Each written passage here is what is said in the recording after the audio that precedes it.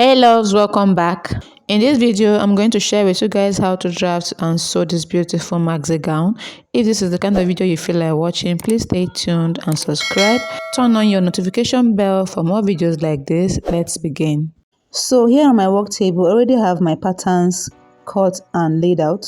So this is a simple A-shaped gown. The first thing I did to cut this gown, as you can see, I already have two patterns here. I have the front and the back.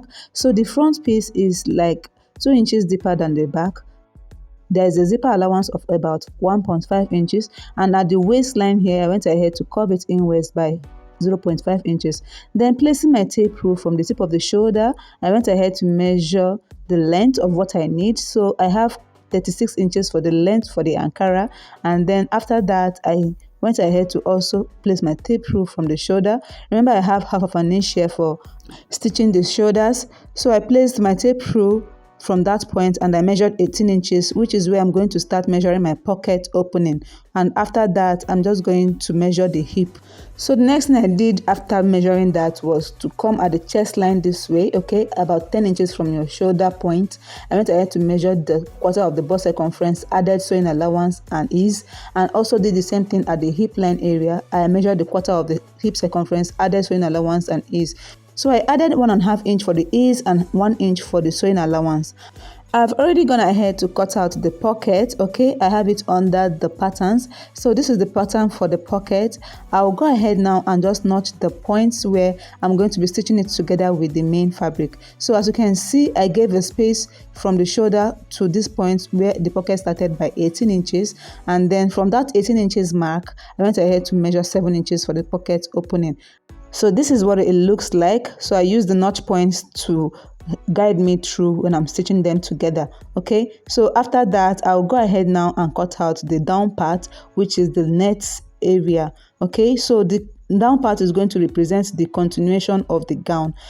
So I have 36 for the length for the Ankara, and then I'm just going to measure what is left to complete the length. So the length for my client is 60 inches, so I'll take away 36 inches from 60 to complete the length. And then for the width, I would go ahead and use this measurement here. So the back is different from the front because there is zipper allowance, and then I'm just going to measure. I have 18 inches in total here, okay. So I'm just going to cut the wideness of my net in unfold by 18 inches, as you can see. So I've already done that. This is what it looks like. I have two different nets here together. I stitched them together to complete, just to give an illusion of what I have on the picture.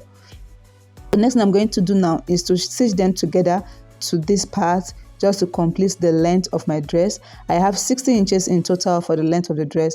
Then the upper part is 36 inches and the lower part should be completing the rest for the 60 inches. And then this is what it's going to look. I will be joining them together by half of an inch. So I'll go ahead and do that on the sewing machine of the camera and get back to you. Also on the Ankara part, I'll go ahead and join the shoulders, then I'll pipe the neckline with a bias and also do the same thing for the back neckline. Then I'll fix my zipper, and then I'm going to close the sides as well with the pocket stitched. This is what I have after I was done closing the shoulders and fixing the net, okay. So this is how long it is for the length of the client I'm stitching for. I also went ahead to fix the pocket, and this is the zipper. I've also attached it. I'm trying to make this tutorial as simple and easy as possible. So the next thing I'm going to be working on is the sleeve. The first thing to do is to fold it into equal half, just as you see me doing, and then you're going to get your pin and pin them together. So I didn't entirely finish that part. I left about 1 inch opening because I'm still going to work on the sleeve. Now I'm going to come inwards at the shoulder point like this by 0.75 inches, or better still, go ahead and mark it 0.5 inches. That is half of an inch, so that when you're going to stitch it onto your sleeve, it wouldn't be too small if you don't want your sleeves to be standing on the shoulder. So after marking the chalk, I'll go ahead and cut it out and trim out the excesses, okay. Then this is what I had after I was done. The next thing I'm going to do now is to measure the depth of the sleeve cap, the sleeve design. So I'll place my tape rule this way and then measure 7 inches or 7.5 inches, and then mark a chalk line there to identify it. Okay, and next I'm going to be cutting out this 7 inches into 3. I'll measure it into 3 and then cut it into a long strip of fabric, which is what I have here. So I cut out 4 pieces for the sleeve. One is a bit smaller than the other because I have the wideness of 3 inches here, and then the other one is 4 inches. This is because I want to like place the 3 inches fabric on the 4 inches fabric to make it a double layered sleeve. Okay, so I'm just going to align them this way and arrange them on top of each other. So this is what it will look like.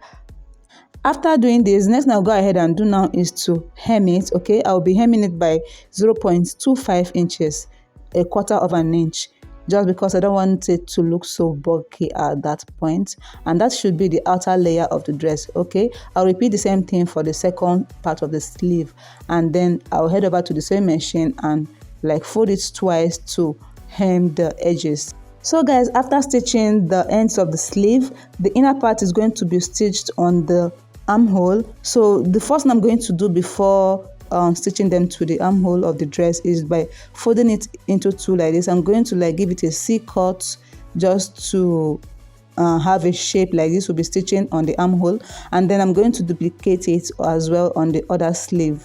It doesn't necessarily have to be a C-cut like mine. You can just go ahead and just like trim the pointy edges like this to make it a curved pattern. Okay, take it to the sewing machine and then go ahead and run a basting stitch like this, and also do the same thing for the other one. Run a basting stitch, and after you are done running your basting stitch on the edges like this, you go ahead and gather it. That is the part of the gathering. So this is what I had after I was done running my basting stitch. I'll go ahead and pull out one of the threads just to gather it, and then gather it into the 7 inches mark I measured on the armhole initially.